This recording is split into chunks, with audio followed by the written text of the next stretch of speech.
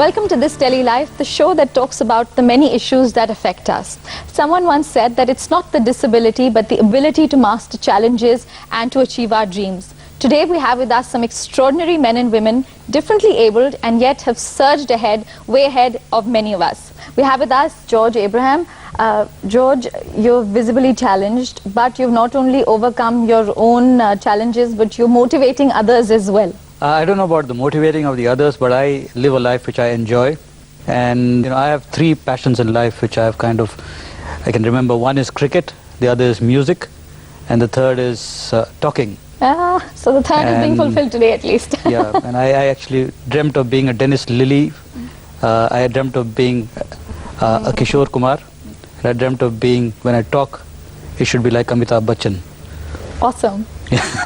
Well, you've been in advertising, you're a motivational speaker, lots of things that you've done, just tell us a little bit about the journey, how, you could gather the courage to overcome this kind of a challenge and achieve your dreams. I don't see this as something that appeared suddenly as a challenge, because I had my vision impairment when I was about 10 months old. I had meningitis which resulted in my retina getting damaged and optic nerves going bad. And that resulted in my vision impairment. And it was kind of growing up with life, and I've not really seen a life, or I don't recollect a life where I've actually seen well enough like anybody else. So the vision impairment has been there as far as memory goes. And the struggles and the challenges have been part of life right from the beginning. So to that extent, there's nothing new that has happened in my life. Yes, I had a mother who saw big dreams, and I had a father who was very steady. And between them, I grew up as a very big optimist and a positive thinker. And I've realized when I look back at life that the problem is not really with your eyes, it is with the way you think. And if you think big, if you think positive, then you find ways of getting on in life. You did graduation from St. Stephen's. That's How correct. did you manage that? It's a regular college, I don't know how much facilities they have. Tanvi, you won't believe it, I first saw a blind school only when I was about 30 years old. So I've been in the mainstream right from day one, and I saw a visually impaired person apart from me for the first time when I actually joined St. Stephen's College. So I grew up with friends who were kind of like anybody else, played cricket, went to school. Yes, I couldn't see the blackboard. My friends would help me out reading what was on the blackboard. My teachers would make extra sets of notes for me to take home with me, and my mother would read out for me. I used to do combined studies. And my lecturers, they played a major role in the way I kind of blossomed in college. I was very interested in athletics. I was very interested in music. So there was fairly opportunities for a fair all-round kind of development. And I think St. Stephen's did shape my life in many ways, because I think it gave me the confidence, it gave me connections, it also gave me the opportunity to look at life real big. So do you think, you mentioned cricket, before I go anywhere else, how did you play cricket? How did I play cricket? Yeah. Well, I just held a ball. I couldn't bat, of course, I used to just bowl. And I would just come charging in and just bowl. And what I would see at the other end is just a kind of a haze of the batsman. And my only aim in life was to bowl as quickly as possible at that haze, and the results I desired was either the batsman goes to the hospital or he goes back to the pavilion. How many wickets did you take, and how many hospital visits did you manage for? Well, I've injured a couple of people. I've hit a couple of people on the chin. I've sent a couple of people with limping off the ground, and I've taken several wickets. I don't have a count of that. But as I grew older, I realized that with my kind of eye problem, I couldn't play cricket at a competitive level. And as I grew older, of course, I realized that with my kind of eyesight, cricket was not a possibility.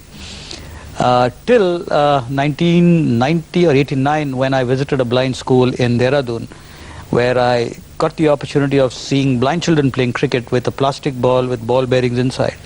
And I think the dream of becoming a fast bowler kind of resurfaced. Yeah. And this time not as a player, but as more of an organizer and a promoter. In fact, you were the first person to organize the World Cup for the visually challenged in India, for cricket, Cricket World Cup. Yeah, the first World Cup was organized by me in India in 1998. at Delhi, where 7 countries had played. And the second one also was organized in India at Chennai. And the third World Cup was played recently, 2006, in Pakistan.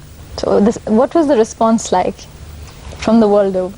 The response was good and bad. Yeah. Good in the sense that while the events did happen, there was a lot of media coverage and a lot of talk and all that, and a lot of people even started recognizing me at airports, because there's a great feeling when somebody walked up to you and said, "I saw you on television the other day." That was good. But the bad thing was that we've promoted the game so much, but bodies like the Board of Control for Cricket in India, for example, if you talk to the president of the BCCI, he doesn't even know that blind cricket exists, and that's the tragedy, And but on a personal level, George, because you were a part of the mainstream from day one, like you were saying, do you think that has a lot to do with your positivity and enthusiasm and confidence that is obviously just there?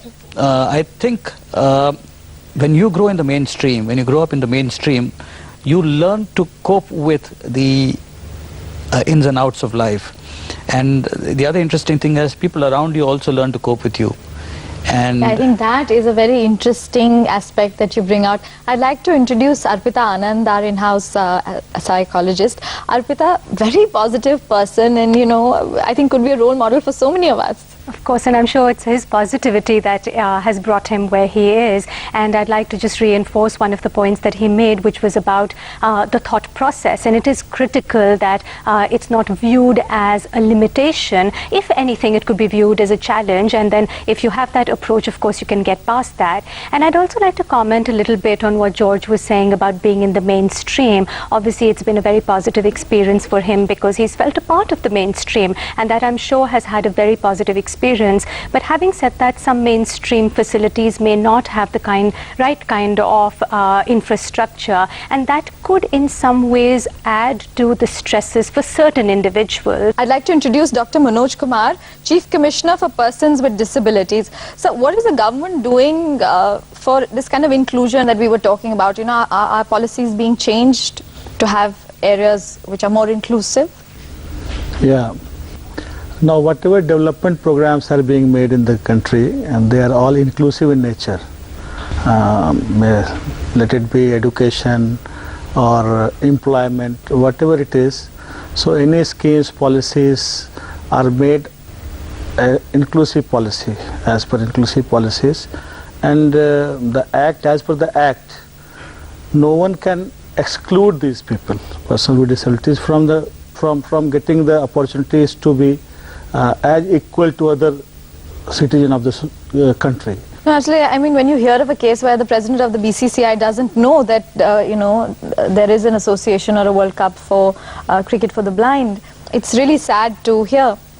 So, like Dr. Manoj Kumar was saying, that changes are being made, but, on the ground level, do you feel that definitive changes are happening, or are they happening fast enough?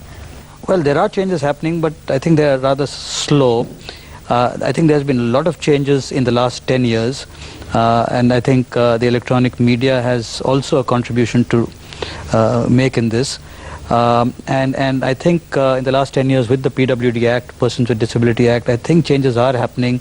Now the UN Convention on Persons with Disability, which has just been signed and ratified by India. So I think there'll be a lot of inclusion happening, but while the laws are there in place, are the infrastructure and are the mindsets of people also changing? That's the big question. Yeah, that's the very important question. Yeah. You mentioned infrastructure. We asked the people of Delhi what they thought was important, or what kind of infrastructure support is required for physically challenged people.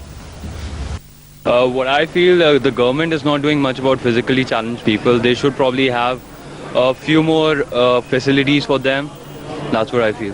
Traveling for a physically challenged people alone is impossible in India. You need a person, a helper to be there. But like I saw in US, in the buses, for a physically challenged people, the bus used to come down and they could easily slide on their own and travel around the city without anybody's help. That is what I think can be done in India, a small contribution for the infrastructural support for physically challenged people. Really, they are qualified, but they are not provided with those with all those things and all those preferences which a physically advanced person is having, like we are having today. They are not getting it.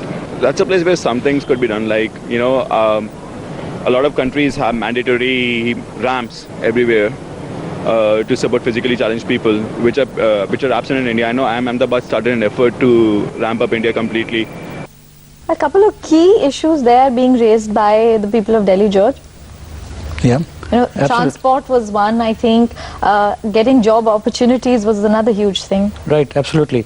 And what you actually realize is that the pressure and the push is actually coming from people with disability. What has really happened is that I think the disability sector, if I might call it that, disabled people have been actually pushing for their rights.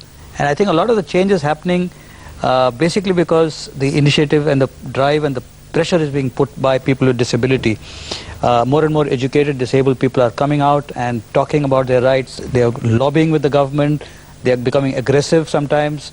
There's, you know, as they say, there's legislation happening, litigation happening, all kinds of things are happening. But what have you set out to do? You're saying that, you know, there are lots of things that you... What is your ultimate aim?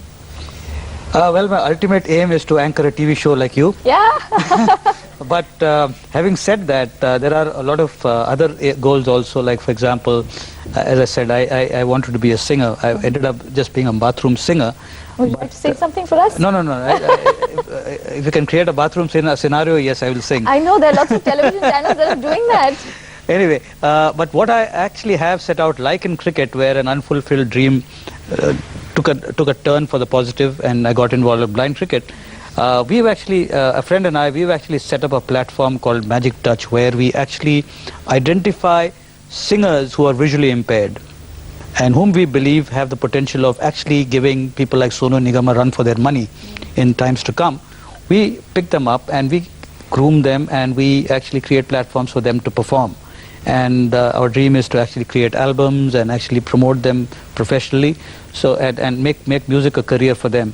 And I think this is about 2 years old. We've identified about 15 singers as of now. We've recently returned from a concert in the United States, and so that's one dream. I think that's tremendous. The second dream is, of course, the dream of being in the media, in the broadcasting business. We are already into radio, and hopefully one day, as they say, I'm we sure shall television be is getting onto not television far away for you. Yeah. Absolutely great talking to you, George. Thank you so much for sharing your story with us. Well, let's hope that the next World Cup belongs to us. On that note, we're going to take a short break, but continue our discussion in just a few moments.